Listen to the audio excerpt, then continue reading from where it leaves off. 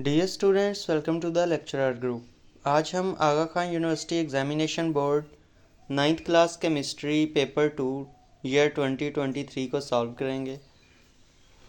Question number 1 पे move करते हैं। क्वेश्चन नंबर 1 को देखें तो इसमें कहा गया है draw the structure of an ion with the following feature. Charge जो है उस पर वो -3 है, एटॉमिक नंबर 15 है और न्यूक्लियन नंबर 31 है। अगर हम इस आयन की बात करें तो इसमें हमें एटॉमिक नंबर 15 इंडिकेट कर रहा है कि ये जो आयन है ये फास्फोरस एलिमेंट का है।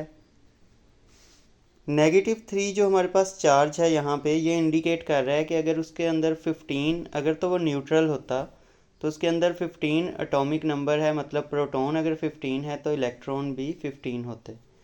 लेकिन ये -3 यहाँ पे अब इंडिकेट कर रहा है कि उसके पास 3 इलेक्ट्रॉन एक्स्ट्रा हैं, मतलब 15 प्रोटॉन से 3 इलेक्ट्रॉन एक्स्ट्रा हैं। तो इट्स मीन कि उसके अंदर उसके पास जो टोटल इलेक्ट्रॉन होंगे वो इक्वल होंगे 18 इलेक्ट्रॉन के। ठीक है, 15 जो कि एक न्यूट्रल एटम में इलेक्ट्रॉन होते हैं वो, और 3 एक्स्ट्रा हैं, इसी वजह से -3 चार्ज है। तो 18 उसके पास इलेक्ट्रॉन है। वहीं अगर न्यूक्लियन नंबर देखें तो 31 है।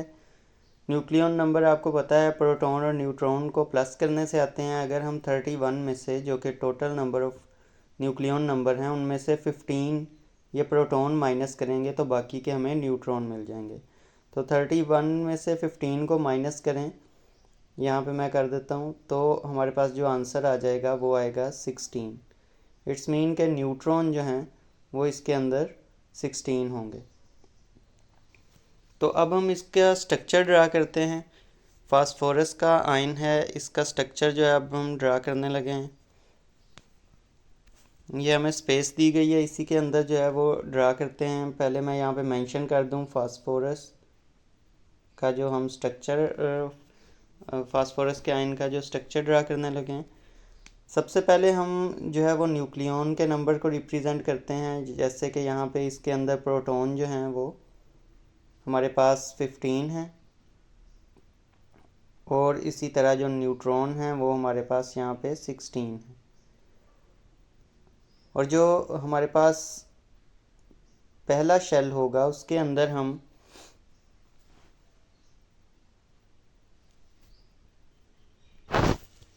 फर्स्ट शेल के अंदर हमें पता है कि 2 इलेक्ट्रॉन होते हैं, तो हम जो हैं वो 2 इलेक्ट्रॉन को जो है वो ड्रा कर देंगे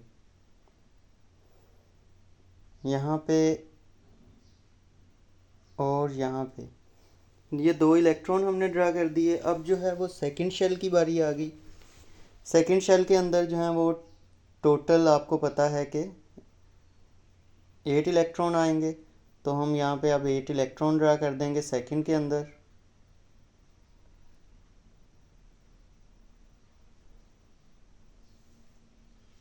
अब ये कितने हो गए, 8 और 2 10, और हमने कितने ड्रा करने हैं, 18 इलेक्ट्रॉन। 15 जो हैं वो प्रोटॉन के इक्वल अगर न्यूट्रल होता तो तब होते, -3 की वजह से 3 एक्स्ट्रा ड्रा करने हैं। तो थर्ड जो हम शेल ड्रा करेंगे उसके अंदर हम अगेन 8 इलेक्ट्रॉन जो है उनकी फिलिंग करेंगे।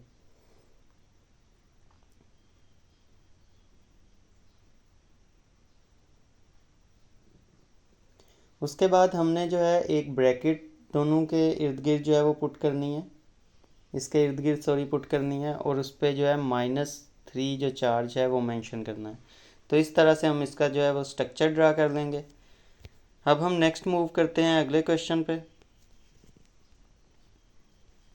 क्वेश्चन नंबर 2 को देखें तो इसमें हमने एक टेबल जो है उसमें ब्लैंक्स हैं, उनको जो है फिल करना है। Complete the following blank with reference to the physical properties of labelled element. अगर हम क्लोरीन की बात करें तो इसका ऑर्डर की बात की गई है, वो पंजेंट स्मेल होती है इसकी। ठीक है, ऑर्डर मीन इसकी किस तरह की स्मेल है, तो पंजेंट है, इरिटेटिंग स्मेल है। आपने यहाँ पे लिख देना इनमें से कुछ भी, पंजेंट लिख दीजिए।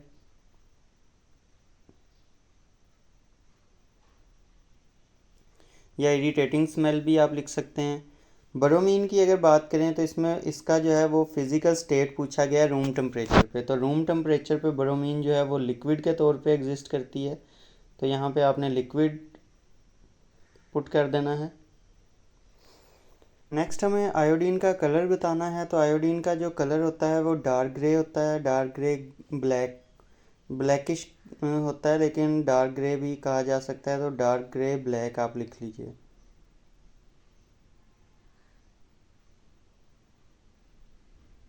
Dark grey black.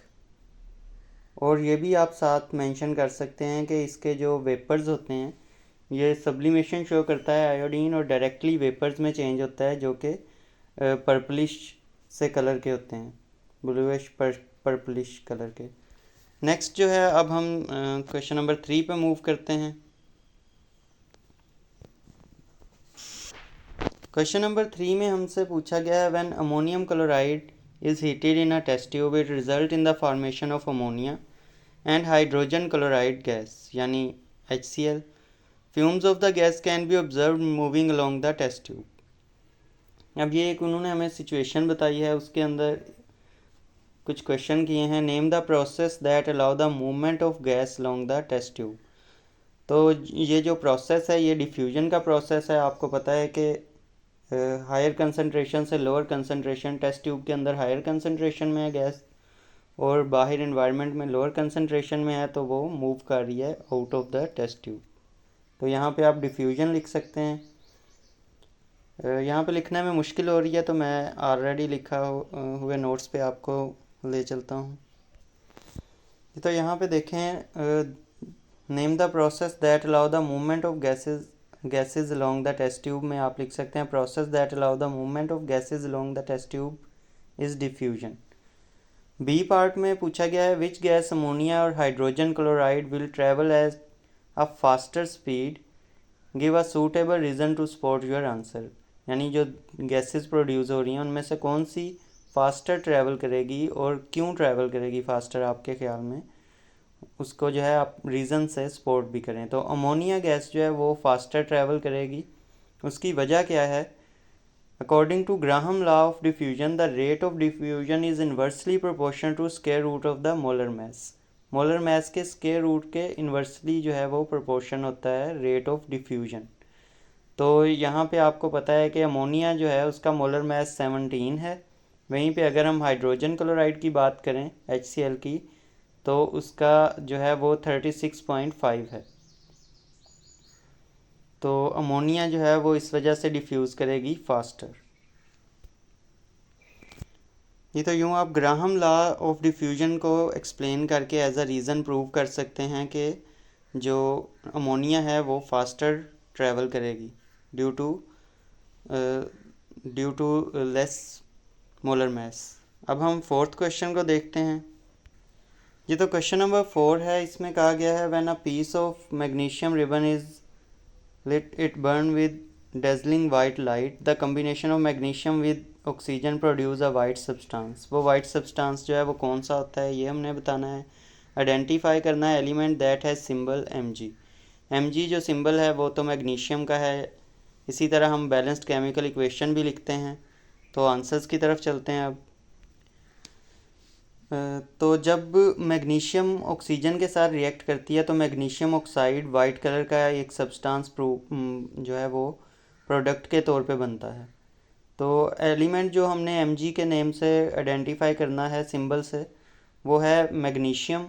ये हमने लिख देना है। बैलेंस्ड केमिकल इक्वेशन लिखनी है, उसमें हमें पता है कि मैग्नीशियम जब ऑक्सीजन से रिएक्ट करती है तो मैग्नीशियम ऑक्साइड प्रोड्यूस होता है। 2 मैग्नीशियम और 2 जो ऑक्सीजन का एक मोल ऑक्सीजन गैस जो है और 2 मोल मैग्नीशियम जो है रिएक्ट करके 2 मोल मैग्नीशियम ऑक्साइड प्रोड्यूस करते हैं।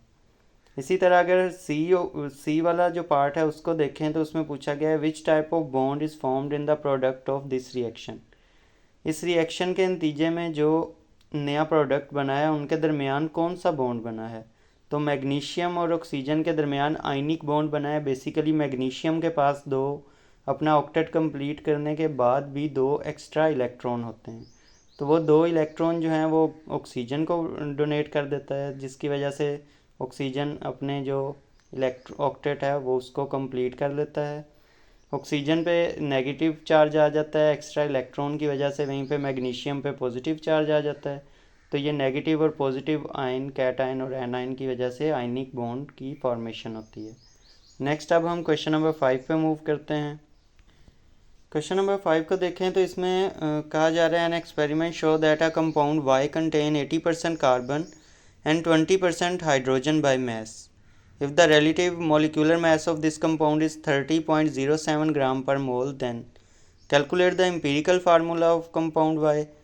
इसी तरह हमने डिटरमिन करना है मॉलिक्यूलर फार्मूला। हमें एटॉमिक मैसेज भी बताए गए हैं, कार्बन का 12 है और हाइड्रोजन का 1 है। तो बहुत इजी क्वेश्चन है ये, 24 के पास पेपर में भी है। तो सॉल्व करते हैं अब इसको। कैलकुलेशन में हमें सबसे पहले तो परसेंटेजेस लिखनी है। परसेंटेजेस को अगर हम एज मैथ्स लिख लें कि 100 ग्राम कंपाउंड है, उसमें 80% की बजाय हम कह लें कि कार्बन जो है वो 80 ग्राम है, और इसी तरह हाइड्रोजन 20 की बजाय 20% है तो 20 ग्राम। अगर वो कंपाउंड 100 ग्राम है तो उस सूरत में हमारे पास 80 ग्राम उसमें कार्बन का मैस आएगा और जो है हाइड्रोजन का 20 ग्राम। तो नेक्स्ट जो है हम number of moles find out करते हैं। 80% है तो हम 80 मैस है कार्बन का, उसको डिवाइड कर देंगे उसके मोलर मैस से, यानी एटॉमिक मैस से, जो कि 12 है, उन्होंने हमें क्वेश्चन के अंदर प्रोवाइड भी किया है। 80 को 12 से डिवाइड करें तो 6.67 मोल आएगा। इसी तरह जो मोल हाइड्रोजन गैस के फाइंड आउट करने हैं, हाइड्रोजन के फाइंड आउट करने हैं, उसमें हमें पता है कि 20 ग्राम है और उसका मोलर मैस जो है वो 1 है। तो 20 को 1 से डिवाइड करें तो 20 मोल ही आएगा। अब हमने देखना है इन दोनों में से जो छोटी वैल्यू है वो कार्बन की आई है या हाइड्रोजन की। जिसकी भी सबसे छोटी वैल्यू है उससे हम दोनों को डिवाइड कर देंगे ताकि हमारे पास सिंपलेस्ट रेशो आ सके। तो सिंप्लीफाई करने के लिए रेशो को हमने इन दोनों में 6.67 मोल जो है ये छोटी क्वांटिटी में है, कम क्वांटिटी में है, तो इसको डिवाइड कर देंगे दोनों के साथ, मोल ऑफ कार्बन के साथ भी और मोल ऑफ हाइड्रोजन के साथ भी। तो मोल ऑफ कार्बन की जो 6.67 है उनको जब डिवाइड किया 6.67 से ही तो हमारे पास 1 आंसर आ गया। वहीं पे जब मोल ऑफ हाइड्रोजन जो कि हमारे पास 20 थे उनको डिवाइड किया 6.67 से तो अप्रोक्सीमेटली 3 के इक्वल हमारे पास आंसर आ गया। तो यहाँ से हम जो है एम्पिरिकल फार्मूला हमारे पास बन गया। कार्बन जो है उसका यहाँ पे आप देख सकते हैं 1 आएगी रेशो, और 1 को लिखने की बेस में ज़रूरत नहीं होती। वहीं पे हाइड्रोजन की 3 आई है तो 3 को आप बेस में मेंशन कर दें। अब एम्पिरिकल फार्मूला हमने फाइंड आउट कर लिया है, मॉलिक्यूलर फार्मूला फाइंड आउट करते हैं। एम्पिरिकल फार्मूला से मॉलिक्यूलर फार्मूला बनाने के लिए हम जो फार्मूला यूज़ करते हैं वो है मॉलिक्यूलर मैस, जो कि कंपाउंड का मॉलिक्यूलर मैस हमें क्वेश्चन के अंदर गिवन है। इसी तरह एम्पिरिकल फार्मूला मैस हमें चाहिए होता है, और इस सूरत में हमारे पास n की वैल्यू आती है। यहाँ पे आप रेशो की जगह n भी लिख सकते हैं कि ये n का फार्मूला है। तो एम्पिरिकल फार्मूला मैस पहले कैलकुलेट कर लेते हैं। CH3 है हमारे पास। CH3 में कार्बन जो है वो एक ही है और उसका 12 है मैस, उन दोनों को मल्टीप्लाई करवाया, प्लस हाइड्रोजन का 3 है मैस और 1 है मैस, और 3 एटम हैं तो 3 से मल्टीप्लाई करवाया 1 को। तो इन दोनों को जब प्लस किया तो हमारे पास 50 ग्राम पर मोल आंसर आ गया मैस CH3 का। अब हम जो है पुट कर देंगे मॉलिक्यूलर मैस जो कि क्वेश्चन में दिया गया है 30.07, और डिवाइड कर देंगे जो हमने एम्पिरिकल फार्मूला से एम्पिरिकल फार्मूला मैस निकाला है। तो 30.07 डिवाइडेड बाय 15 करेंगे तो हमारे पास राउंड ऑफ करने से जो आंसर आएगा वो 2 के इक्वल आएगा। तो 2 जो है अब हमने एज आ n यूज़ करना है और CH3 के साथ की बेसिस के साथ मल्टीप्लाई करवा देना है। तो अगर मैं यहाँ पे लिख दूँ n हमारा 2 निकला है और CH3 हमारे पास है, कार्बन की बेस पे 1 है जो कि हम नहीं लिखते, और हाइड्रोजन की बेस पे 3 है। तो 2 को अंदर मल्टीप्लाई करवाएंगे तो हमारे पास ये आ जाएगा आंसर C2H6। तो ये हमारा मॉलिक्यूलर फार्मूला बन गया। अब हम जो है वो नेक्स्ट क्वेश्चन को देखते हैं। क्वेश्चन 5 का ही बी पार्ट अगर हम देखें तो इसमें कहा गया है you have a solution of copper two sulphate in water, you want to obtain solid copper two sulphate from it, describe why the technique of filtering copper sulphate solution will not work. यानी कि अगर आपके पास copper sulphate का जो है water के अंदर solution है और आप कॉपर सल्फेट के सॉल्यूशन को फ़िल्टर करते हैं तो क्या आप कॉपर सल्फेट को अलग कर सकेंगे? क्या ये फ़िल्टरिंग प्रोसेस जो है वो काम करेगा या नहीं? जिस तरह आपको पता है कि अगर सॉइल हो वाटर के अंदर तो वो फ़िल्टर से सेपरेट हो जाती है, लेकिन वही अगर नमक या चीनी हो तो वो फ़िल्टर पेपर से सेपरेट नहीं हो पाती। तो उनका कहने का मकसद है, क्या कॉपर सल्फेट जो है वो वाटर से बाय फिल्ट्रेशन सेपरेट हो सकता है? इसी तरह सेकंड जो सवाल है उसमें है, which method will you use instead? इसके अलावा अगर नहीं हो सकता तो कौन सा इसके अलावा भी आप मेथड यूज़ कर सकते हैं? और थर्ड में आपने बताना है पूरा जो प्रोसेस उसको सेपरेट करने का। तो आंसर की तरफ मूव करते हैं। पार्ट 1 का अगर हम आंसर देखें तो कॉपर सल्फेट जो है उसको हम फिल्टरिंग बाय फिल्ट्रेशन सेपरेट नहीं कर सकते। उसकी क्या वजह है कि कॉपर सल्फेट जो है वो कम्प्लीटली डिज़ोल्व हो जाता है वाटर में, फॉर्मिंग ट्रू सॉल्यूशन। वहीं पे जो फिल्ट्रेशन है वो तो ऐसे सब्सटेंस को सेपरेट कर सकता है जो कि सस्पेंडेड हों वाटर के अंदर, डिज़ोल्व ना हो। इनसॉल्युबल सॉलिड्स को फिल्ट्रेशन से हम जो है वो सेपरेट कर सकते हैं। तो filtration can not separate dissolve solid from a solution because the solute particle pass through the filter paper along with the solvent. Part 2 में पूछा गया है अगर तो इसके अलावा भी कोई मेथड बताएं जिससे हम इसको सेपरेट कर सकते हैं। इसके अलावा कोई मेथड बताना है तो वो है क्रिस्टलाइजेशन। क्रिस्टलाइजेशन और इवेपोरेशन दोनों लिखे जा सकते हैं, लेकिन क्रिस्टलाइजेशन जो है वो ज़्यादा सही से एक्सप्लेन कर रहा है, जिससे हम क्रिस्टल्स बना के जो कॉपर सल्फेट है उसको सेपरेट कर सकते हैं। तो इसका रीज़न भी मैंने साथ लिख दिया है, ये लिखने की ज़रूरत नहीं है। Crystallization is use to separate a dissolve solid from a solution. It work by reducing the solubility of solute through control evaporation और cooling, allowing pure crystal to form. इस जो पूरा प्रोसेस है इसको हम नेक्स्ट पार्ट में solve करेंगे।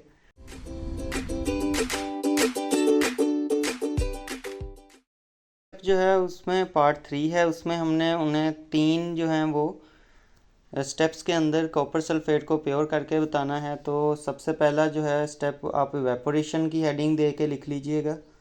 हम जो है वो जो हमारे पास सॉल्यूशन है उसको वेपोरेट करेंगे यहाँ तक कि वो एक स्ट्रॉन्ग जो है वो सैचुरेटेड सॉल्यूशन बन जाए, या सुपर सैचुरेटेड सॉल्यूशन टाइप का सॉल्यूशन बन जाए। एक्स्ट्रा वाटर उसमें से हम जो है वेपोरेट करवा देंगे बाय हीटिंग। उसके बाद जो है बंसन बर्नर भी यूज़ कर सकते हैं। उसके बाद जो नेक्स्ट स्टेप होगा वो क्रिस्टलाइजेशन स्टार्ट हो जाएगी। जब पानी जो है वो एक्स्ट्रा वाटर जो है वो इवेपोरेट कर जाएगा तो हीट होने की वजह से अब जो वापस हम उसको कूल करवाएंगे। जब ठंडा करेंगे तो पहले हीटिंग की वजह से जो पार्टिकल सोल्यूट के डिज़ोल्व हो गए थे, सॉल्वेंट के पार्टिकल में ज़्यादा एनर्जी थी, उन्होंने होल्ड किया हुआ था सोल्यूट को। लेकिन जब ठंडा करेंगे तो सॉल्वेंट के पार्टिकल की एनर्जी लो होना शुरू होगी और solute particle Aahista Aahista crystals बनकर बॉटम पे बैठना शुरू कर देंगे। इस प्रोसेस को हम सीडिंग भी कहते हैं। अगर उस टाइम ना भी वो बैठना शुरू करें तो एक एक्स्ट्रा हम क्रिस्टल डालेंगे तो बैठना शुरू हो जाएंगे। इसी तरह जो थर्ड हमने लिखना है वो है प्रोसेस ड्राइंग का। ड्राइंग के अंदर हमने ड्राई करना है उनको, जो सॉल्यूशन है उसको कूल होने देना है, फिर सेपरेट कर लेने हैं उसमें से क्रिस्टल और सॉल्यूशन को अलग कर लेना है और फिर ड्राई करना है उन क्रिस्टल्स को। This can be achieved by decanting the solution or using filtration and then gently patting the crystal dry with the filter। तो आगे ये आप दोनों में से कोई भी इस्तेमाल कर सकते हैं, फ़िल्टर कर सकते हैं या वैसे ही आप उसको हीट जो है ड्राई करवाएं, इवेपोरेट करवा के और फिर उसको क्रिस्टल्स को जो है वो ड्राई करवा लें अलग से। फ़िल्टर पेपर पर ही उन्हें जो है वो प्लेस करके हल्का हल्का सा रब कर लें। तो ये था हमारा नेक्स्ट पार्ट। अब हम नेक्स्ट क्वेश्चन पे मूव करते हैं। क्वेश्चन 7 जो है उसका पार्ट, क्वेश्चन 6 जो है उसका पार्ट ए है। उसके अंदर हमें ये एक डायग्राम दी गई है जिसके अंदर डॉट और क्रॉस स्ट्रक्चर है किसी कंपाउंड का। कैल्शियम और क्लोरीन एटम हमें नज़र आ रहे हैं। यहाँ पे हमें पता है कैल्शियम जो है उसने अपने 2 इलेक्ट्रॉन जो हैं वो डोनेट किए हुए हैं, एक इस क्लोरीन को और एक इस क्लोरीन को। ये क्रॉस आपको नज़र आ रहे हैं, जिसकी वजह से एक्स्ट्रा जो इलेक्ट्रॉन होने की वजह से क्लोरीन के ऊपर नेगेटिव चार्ज है, इसी तरह इस क्लोरीन पे भी नेगेटिव चार्ज है और कैल्शियम ने अपने 2 इलेक्ट्रॉन जो हैं वो डोनेट। टाइप्स ऑफ बॉन्ड में आपने इस तरह से मेंशन कर देना है कि ट्रांसफ़र ऑफ इलेक्ट्रॉन हुआ है complete from calcium to chlorine, तो इस वजह से आयनिक बॉन्ड बनेगा। रोल अगर हम बी पार्ट में देखें तो रोल पूछा गया था कैल्शियम और क्लोरीन एटम का, तो कैल्शियम जो है उसने लूज़ किए हैं 2 electron to become calcium positive ion, और इसी तरह क्लोरीन जो है उसने गेन किए हैं 1 इलेक्ट्रॉन, एक क्लोरीन ने और एक दूसरे ने। लेकिन हम यहाँ पे एक ही क्लोरीन का जिक्र करेंगे कि क्लोरीन एटम ने गेन किया है 1 इलेक्ट्रॉन और क्लोरीन नेगेटिव आयन में चेंज हो गया, जिसकी वजह से इलेक्ट्रोस्टैटिक अट्रैक्शन प्रोड्यूस हुई है कैल्शियम और 2 क्लोरीन आइंस के दरमियान, और एक आयनिक कंपाउंड बना है कैल्शियम क्लोराइड। तो ये 3 शॉर्ट पॉइंट हैं, जस्ट ये आप लोगों ने लिखने हैं। नेक्स्ट अब हमने कोई सी 3 जो प्रॉपर्टीज़ हैं वो लिख देनी है। मैंने यहाँ पे हाई मेल्टिंग बॉइलिंग पॉइंट लिखा है, कंडक्टिविटी और सॉल्युबिलिटी लिखा है, आप कोई भी आपको जो याद हो वो लिख सकते हैं। तो हाई मेल्टिंग बॉइलिंग पॉइंट है due to strong electrostatic force of attraction between oppositely charge ion, negative और पॉजिटिव आयन में स्ट्रॉन्ग जो है ये आपको पता है बॉन्ड है कोवलेंट बॉन्ड से भी ज़्यादा स्ट्रॉन्ग है, इस वजह से हाई मेल्टिंग और बॉइलिंग पॉइंट होता है। कंडक्टिविटी की बात करें तो आयनिक कंपाउंड कंडक्ट इलेक्ट्रिसिटी किस सूरत में, व्हेन डिजॉल्व्ड इन वाटर और melted because the ion are free to move. ये इसी सूरत में जो है कंडक्ट करेंगे इलेक्ट्रिसिटी अगर ये लिक्विड फॉर्म में यानी कि या तो वाटर में डिज़ोल्व हैं या मेल्ट किए जा चुके हैं, तो फिर इनके जो आयंस हैं वो फ्री होंगे मूव करने के लिए, और उस सूरत में ये कंडक्टर के तौर पे बिहेव करेंगे। थर्ड पे है सोल्यूबिलिटी। सोल्यूबिलिटी जो है मोस्ट आयनिक कंपाउंड जो होते हैं वो सोल्यूबल होते हैं वाटर के अंदर। नेक्स्ट अब हम पार्ट बी पे चलते हैं 6 क्वेश्चन के। क्वेश्चन 6 के बी पार्ट को देखें तो इसमें डिफ़ाइन करना है हमने इलेक्ट्रोलाइसिस को। नंबर 2 पे describe electrolysis of concentrated sodium chloride solution called brine, और कंसनट्रेटेड सोल्यूशन जो होता है सोडियम क्लोराइड का उसे हम ब्राइन बोलते हैं। उसकी जो है इलेक्ट्रोलाइसिस हमने जो है वो डिस्क्राइब करनी है और अपने आंसर को सपोर्ट करना है by providing reaction that occur at cathode and anode of electrolytic cell. तो कैथोड और एनोड के रिएक्शन भी हमने जो है इक्वेशंस भी लिखनी है। तो आंसर की तरफ चलते हैं। तो डेफिनेशन आप यहाँ पे देख सकते हैं, electrolysis is the process of using an electric current to drive non spontaneous chemical reaction, typically the decomposition of a compound into its constituent element. आपकी बुक में ज़रा डिफरेंट करके दी है, आप वो इलेक्ट्रोलाइसिस की डेफिनेशन भी लिख सकते हैं। Electrolysis of concentrated sodium chloride यानी ब्राइन की इलेक्ट्रोलाइसिस को अगर हम देखें तो इसको हम यूँ एक्सप्लेन कर सकते हैं कि कैथोड के ऊपर रिडक्शन हो रही है। Reduction mean gain of electron. तो कैथोड के ऊपर हाइड्रोजन आयन जो हैं वाटर के वो रिड्यूस होते हैं हाइड्रोजन गैस में, क्योंकि वाटर जो है वो लेस स्टेबल है सोडियम आयन से। तो यहाँ पे आप देख सकते हैं वाटर है, उसने इलेक्ट्रॉन जो हैं वो गेन किए हैं। रिडक्शन का मतलब ही ये है गेन ऑफ इलेक्ट्रॉन। तो हाइड्रोजन गैस बनी है और जो हमारे पास हाइड्रोक्सिल आयन बना है नेगेटिव। एनोड की अगर बात करें तो एनोड के ऊपर जो रिएक्शन हुआ है हम अब उसको भी डिस्कस कर लेते हैं। एनोड के ऊपर हमारे पास क्लोराइड आयन जो हैं वो ऑक्सीडाइज हुए हैं to form chlorine gas because they are more easily oxidise than hydroxide ion. तो हाइड्रोक्साइड आयन जो यहाँ पे प्रोड्यूस हुए थे इनसे इजीली क्लोरीन आयन जो हैं क्लोराइड के आयन जो हैं वो ऑक्सीडाइज हो जाते हैं। तो एनोड के ऊपर क्या होगा, 2 क्लोरीन के आयन जो नेगेटिव चार्ज वाले हैं वो इलेक्ट्रॉन लूज़ करेंगे और ऑक्सीडाइज हो जाएंगे क्लोरीन गैस में। तो ओवरऑल अगर हम रिएक्शन को सम करके लिखें तो 2NaCl प्लस 2H2O मिलके 2NaOH प्लस H2Cl2, ठीक है, हाइड्रोजन गैस और क्लोरीन गैस। कैथोड के ऊपर जो है वो hydrogen gas as a by product हमें मिल रही है और एनोड के ऊपर क्लोरीन गैस हमें प्रोडक्ट के तौर पर मिल रही है। तो ये था आज का हमारा पेपर। आई होप सो आपको समझ आई होगी। वीडियो को लाइक और दोस्तों के साथ शेयर ज़रूर कीजिएगा और ऐसी ही मज़ीद वीडियोज़ के लिए चैनल को भी सब्सक्राइब कर दीजिएगा।